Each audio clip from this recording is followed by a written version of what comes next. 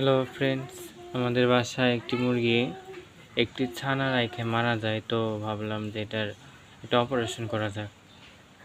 তো মুরগিটা মারা যাওয়ার পিছনে কোনো কারণ নাই, তাই ভাবলাম এটাকে একটা অপারেশন করে দেখি যে ভিতরে কী হয়েছে। তো চলুন আপনাদেরকে দেখাই এর ভিতরে কী কী সমস্যা হয়েছে। তো এই যে সেই মুরগিটি, যার ভেতরে কোনো সমস্যা তো নাই, কিন্তু এই দেখুন এর যে খাবারগুলো খাইছিল কিচ্ছু হজম করতে পারে নাই।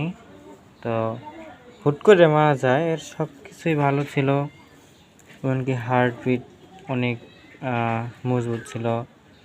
এটা হচ্ছে তার রানের মাংসের পিস। তো এটা অনেক দেখতে অনেক সুন্দর দেখা যাচ্ছে, এবং সে যে খাবার খাইছিল এই খাবারগুলো সে হজম করতে পারে নাই, ফলে মারা যায়। এবং এটা তার ডিমের থলি। তো আপনারা যারা মুরগি লালন পালন করেন তারা একটু হুঁশিয়ার থাকবেন, কারণ অসুখ শুরু করলে তো আর মুরগি বাঁচে না। তো মুরগি কোথায় যায়, তো এইসব কিছু খেয়াল রেখে কী খায় এবং কোনটা খাইলে ভালো হবে সে ব্যবস্থা নেবেন।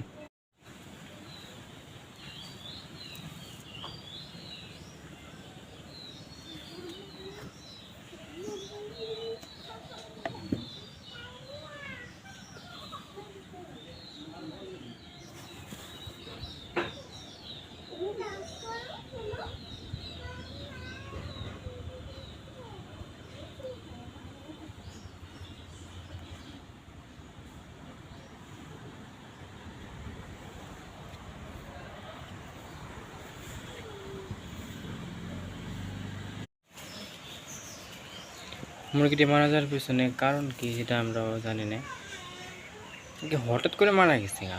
কেমনিতে কয়াম ভালো তরতাজা মুরগি, তো খুব কষ্ট লাগছে মুরগিটা নিয়ে।